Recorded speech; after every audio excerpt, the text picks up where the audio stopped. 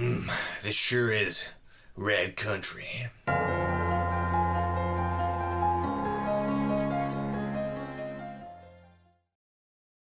Hello and welcome to my channel. In this video, I'm going to be talking about Red Country by Joe Abercrombie, the last of the quote-unquote standalone novels following First Law and before the Age of Madness trilogy.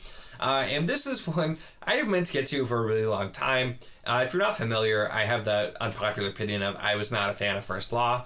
First book had promise. I liked the second book more, and the third book I found to be pretty disappointing. Thought it had a lot of flaws. Think it's generally overrated. Also didn't really like Best Served Cold very much. Liked the heroes quite a lot until the ending as well. And so because of that mixed relationship with Joe Abercrombie books in the First Law world, I've had Red Country for a long time. I got like all of my Joe Abercrombie books like at the same time, and it's been a couple of years now since I started reading them.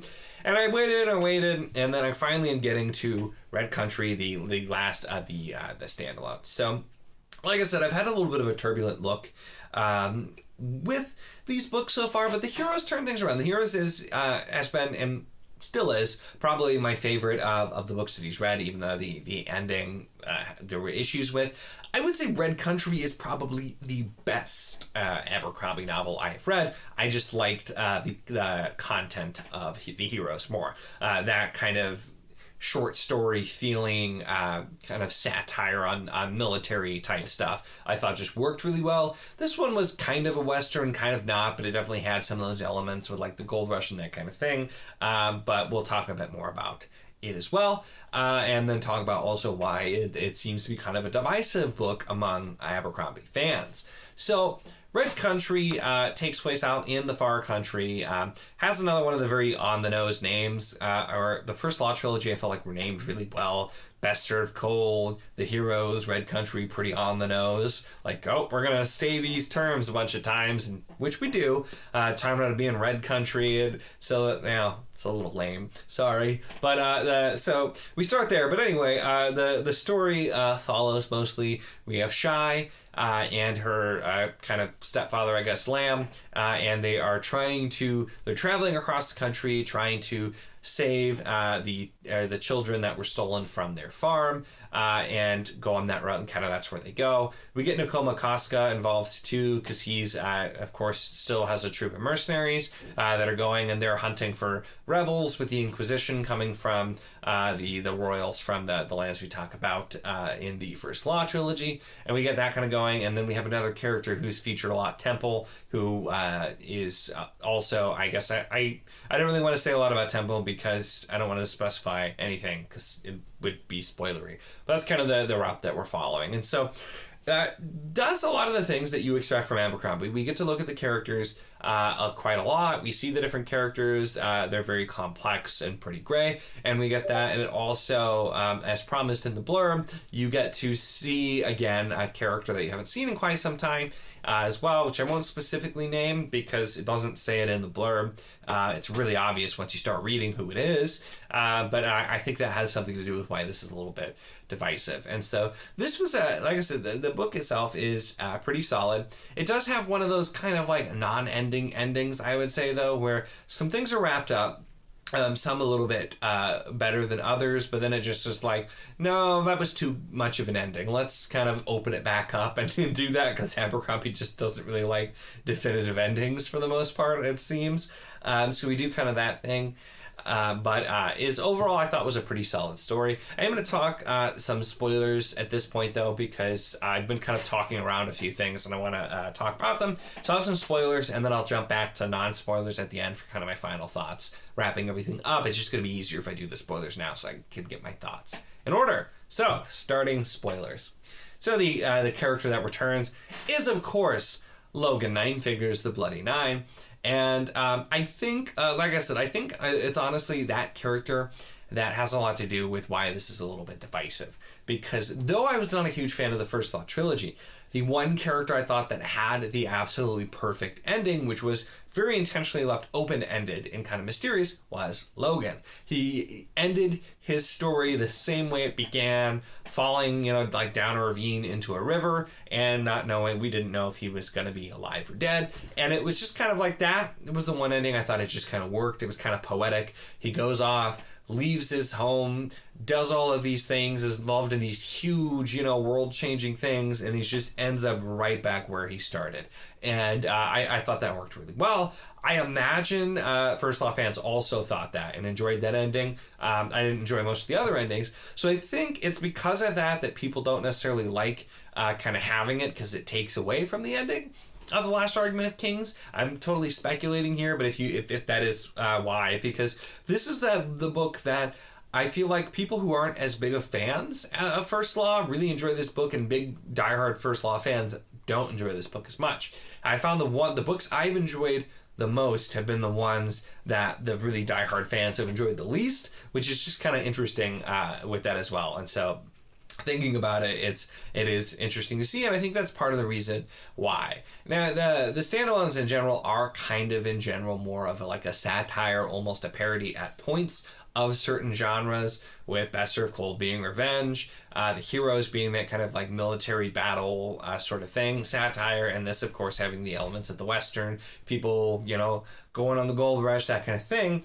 But it does more so focus just on the story of these characters traveling. And there were still the parts that, the whole thing with the dragon people and the metal dragon and all of that didn't make a ton of sense, and I didn't think really wrapped anything up. I imagine maybe that's going to be something that's an Age of Madness for this book as a standalone. I didn't think it had much of a place. You needed somewhere for the children to be taken, so I get that, but especially with how easily they're kind of able to kill everyone. Granted, the other guy dies. Okay, fine. But of course, Logan is still fine, so you have that. The big thing, though, with Logan that I do think may also be, or at least it was one of my complaints. I won't, put words in anybody else's mouth for those who didn't like the book. But the end of The Last Argument of Kings, or toward the end anyway, you have the scene where something pops in his head, which, although not outright stated, heavily implies that he maybe had a bone fragment or something that was pushing on the rage centers of his brain, and that was why he would become the Bloody Nine and be a completely different person when in high stress situations, because that would happen basically. So that's what I took from that. Once again, it was heavily implied, if not outright stated, so I imagine others did too, and so that should be resolved, and we don't see him turn into the Bloody Nine after that really either. Once again, kind of reinforcing that that's the case, but in this book, he does go back into his all-consuming rage, maybe not to the same degree. He does not saying anything. So kind of the fact that still happens makes you wonder, it could just be the damage is done. But it was also one of those things where his ending, I feel like it worked a little bit better left open-ended, and so I think that's what Abercrombie tried to do at the end of this one, is leave it open-ended again. Even though it worked out and Shivers has been tracking me the whole book and doesn't want to do anything, I'm still going to leave because someone else could come. And so it felt a little forced at the ending there, but overall, I think, that's kind of what I've come to expect with Abercrombie endings, where it just kind of is abrupt and a non-ending in some ways. So I didn't have any huge problems with it overall, but I wonder if that's going to be some of the things that people complain about. But Temple was an interesting character. Casca was just Casca. Never been the biggest fan of him, or don't have a big problem with him either. But Temple was really, I felt like, the character that was the most interesting, kind of just exploring him. There were some references to characters and other things as well, and a couple of people who'd made appearances, but weren't as big of characters. But his kind of look at, trying to be better and that kind of thing, which Abercrombie does as well, is I still thought an interesting character study, I should say.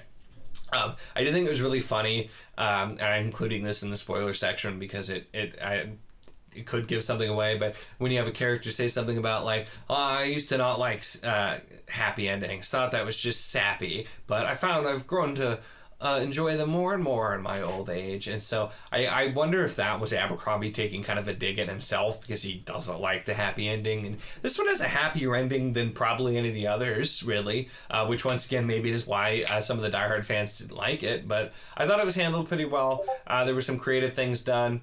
With, you know, like the actor guy coming in and doing his last performance pretending to be an Imperial and scaring off Kulska's group and, you know, all of that kind of thing. So there were some good things at the end.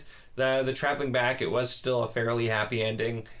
So that's still rare, but overall, like I said, I enjoyed this. I think some of the things I said with Logan specifically are probably why this one's a little bit hit or miss for people, or why some people don't like it. But I don't get why so many. I've had a lot of people that are big fans even say like you can just skip this book, and I'm like, I think this is probably the best Abercrombie book that I have read. I liked Heroes a little bit more. Edges it out just a bit, just because, like I said, there were certain scenes in there that I absolutely loved. There were I had more complaints in that book too, but the highs were higher for me. This one was all around just pretty darn good. I did end up giving this one 4 stars, so that's still Heroes ended up with 4. It just barely missed out on 5 because of some things at the end, and I think I gave Before They Are Hanged 4 stars. So. Even though I'm not like I haven't given the only Last Argument of Kings got like 2 stars for me, but most of the books have been at least 3 or above. So like I haven't given terrible ratings for it as well. But this one just was well rounded. It played to Abercrombie's strengths, which are small scale plots that focus on characters. I feel like when he tries to do big overarching plots, they don't work as well. That's just, at least what I've read so far, that's not been one of his strengths. Plot has definitely been one of his weaknesses, and I think even in Red Country, some of the plots that are trying to set these bigger plots up are definitely the weakest in the book overall. It's the kind of simpler plots, you know, we're going to do this and we're going to have character development and character study along the way. I think that's Abercrombie's wheelhouse, and that's what he's really good at, and you definitely still get that in this book. So overall, it was enjoyable. I don't know that it necessarily like changed any of my overall opinions on Abercrombie, but I've never said that I wasn't going to read Age of Madness. I had the first 2 books. I will eventually read them. This maybe pushes it up a little bit. I know even like the diehard First Law fans have mostly said, from what I've heard, that Age of Madness is better. So I think it's going to probably be similar, but I'm interested to see, because I feel like I have watched overall Abercrombie grow as an author as I've read his first 6 books. So I do have Sharp Ends too. Maybe I'll read that one next. I don't know yet, but so I'm still interested to see. So Red Country, while it has some flaws, like any of the Abercrombie books that I've read, was pretty good, and overall I think if not the best, one of the better books he's written objectively. I would say, even though it's not my subjective favorite. So that's kind of where I ended. Let me know your thoughts. Like I said, I know there's a lot of differing opinions on Red Country, so if you have read this, I'll be interested to see what you think. Agree or disagree on any of the things that I said. Always interested in having that conversation, so let me know in the comments. Make sure to give the video a like if you enjoyed it. Check the link in the description, as always, for the Wizardly Do a Discord if you want to chat books, whether this book, other books, any books, really anything at all. It is a lot of fun, and we would love to have you. And of course, if you enjoy my content, make sure to subscribe.